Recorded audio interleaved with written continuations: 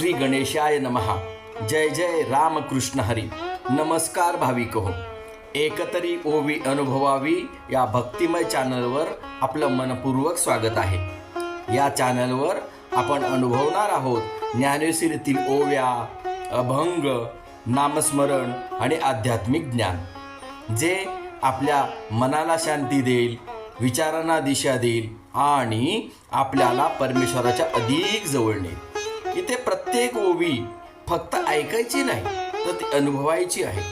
मन लावा, श्रवण करा आणि भक्तिभावाने स्वतःला परमेश्वराच्या चरणी अर्पण करा. जर तुम्हाला भक्ती, ज्ञान आणि आध्यात्मिक अनुभव आवडत असतील तर नक्की चॅनलला सबस्क्राईब करा आणि या पवित्र प्रवासाचा भाग बना. चला तर मग आजची ओवी अनुभवूया.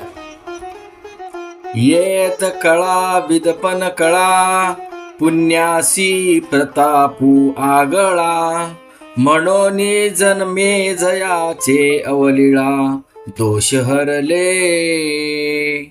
प्रस्तुत प्राप्त प्रसंगी निवडलेली ही ओवी ग्रंथराज ज्ञानेश्वरीतील पहिल्या अध्यायातील असून 37व्या क्रमांकाची ही ओवी आहे. या ओवीच्या माध्यमातून ज्ञानेश्वर माऊली ज्ञानेश्वरीची, भगवद्गीतेची म्हणजेच महाभारताची एकंदरीत असणारी जी कीर्ती आहे, महिमा आहे, ते वर्णन करताना दिसत आहेत. ह्याच्या नुसतं ऐकण्याने सर्व दोष नाहीसे होतात, सर्व रोगातून मुक्तता होते. म्हणून सगळ्यांनी हा ग्रंथ नित्य सेवन करावा, असं माऊलींना हा जन्मेजयाचा जो दृष्टांत आहे तो देऊन त्यांना सूचित करायचा आहे. चला तर मग माऊलींनी सुचवलेला जन्मेजय राजाचा दृष्टांत आपण समजून घेऊया. अहो, जन्मेजय राजा म्हणजे पांडवाचा वंशज. अर्जुनाचा पुत्र अभिमन्यू, अभिमन्यूचा पुत्र परीक्षिती आणि परीक्षितीचा पुत्र जन्मेजय. जन्मेजय राजा हा धर्मराजाच्या घराण्यातला राजा, पण त्याच्या आयुष्यात एक मोठं वादळ आलं. राजा परीक्षितीला शृंगी ऋषीच्या शापामुळे तक्षक नागाने दंश करून मारलं. हे रोज आपण भागवत कथेच्या माध्यमातून ऐकत असतो. पण जेव्हा राजा जन्मेजयाला ही बातमी कळाली तेव्हा त्याच्या मनामध्ये आग पेटली. सगळ्या नागाचा नाश करीन असा निश्चय मनाशी बाळगून त्याने भयंकर सर्पयज्ञ सुरुवात केला. सर्पयज्ञात होणाऱ्या मंत्राच्या प्रभावाने सर्व साप आकाशातून ओढले जाऊन अग्नीत पडू लागले. निरपराध अनेक साप जळत होते. पण जो मुख्य नाग म्हणजे तक्षक, ज्याने राजा परीक्षितीला मारलं, तो इंद्राच्या साह्याने इकडे तिकडे लपून बसू लागला. इंद्राला विनंती करू लागला, मला वाचवा, मला वाचवा. आणि इंद्राला त्या तक्षक सापाची दया येऊन इंद्राने ब्राह्मण वेश धारण करून राजा जन्मेजयाला सर्पयज्ञ थांबवण्यासाठी विनंती केली. राजाला त्या ब्राह्मणाचे उपदेश ऐकून त्याच्या मनामध्ये थोडीशी दया आली आणि जन्मेजय राजाने सर्पयज्ञ थांबवलं. नागवंश वाचला आणि तक्षकही वाचला.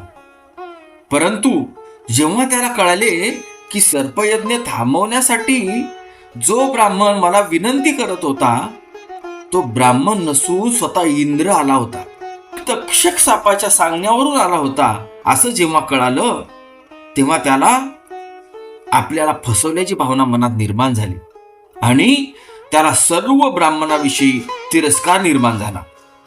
त्याने अनेक ब्राह्मणाला राजाच्या बाहेर हाकलून दिले. अनेक ब्राह्मणांना तो त्रास देऊ लागला. ही बातमी कळतात महर्षी व्यासांना वाईट वाटलं. त्यांनी आपल्या 2 शिष्यांना पाठवून ब्राह्मणाचं चाललेलं हे जे काही छळ आहे थांबवण्याची विनंती केली. आणि जन्मेजयाच्या उन्मत्तपणाने त्या दोन्ही व्यासी शिष्यांचा सुद्धा अपमान करण्यात आलेला आहे. जन्मेजय राजा त्या दोन्ही शिष्याचं त्यांनी ऐकलेलं नाही. त्या दोन्ही शिष्यांनी रागाने जन्मेजयाला कुष्ठरोगी होशील असा शाप दिला. जीवनभर केलेल्या अनेक कुकर्माने जन्मेजय राजा भयभीत झाला व कुष्ठरोगी सुद्धा झाला. आता जन्मेजय राजा व्यासजींना इकडे तिकडे शोधू लागला. व्यासजीची भेट घेऊन तो विनंती करू लागला की मला तुम्ही वाचवा, मला माझा कुष्ठरोग बरा करा. व्यासांच्या सांगण्यावरून जन्मेजय राजाला नामसाधना करावी लागली, अनेक वर्ष तपश्चर्या करावी लागली आणि भगवान विष्णूला त्याला प्रसन्न करून घ्यावं लागलं. आणि भगवान विष्णूंनी प्रसन्न होऊन व्यासजींना सांगितलं की तुम्ही याला महाभारत ऐकवू घाला, तरच हा सर्व रोगामधून मध्ये ब्रह्महत्या आणि कुष्ठरोगातून मुक्त होईल. आणि भगवान विष्णूच्या सांगण्यावरून व्यासजींनी जन्मेजयाला समोर बसून वैशंपायन ऋषींकडून त्याला महाभारत ऐकवले. संपूर्ण 18 पर्व महाभारत ऐकल्यावर जन्मेजय राजाचा कुष्ठरोग आणि अनेक ब्रह्महत्येचे पातक नष्ट झाले. श्रोते हो, जन्मेजय राजा हा महान राजा होता. तो धर्मराजाचा कुळ म्हणजे अर्जुनाचा अंश होता, पण तरी तो चुकला. आपण तर सर्वसामान्य आहोत. मग आपल्याला याच्यातून काय शिकायचं आहे? आज आपण कधी कोणाबद्दल राग धरतो, कोणाबद्दल सूड म्हणजे बदली घेण्याची भावना ठेवतो, मनात कटुता ठेवतो. तर तसं न करता मनात सूड नको, राग नको, भांडण नको, अहंकार नको, तर संतांची वचनं मनामध्ये ठेवा.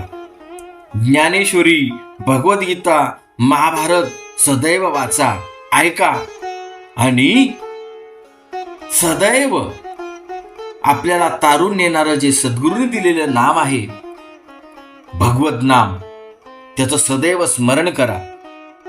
तर आपले सुद्धा अनेक दोष, अनेक रोग, अनेक पापे जळून भस्मसात होतील आणि आपला उद्धार क्षणार्धामध्ये होईल. ह्याच्यामध्ये कसली मात्र शंका नाही.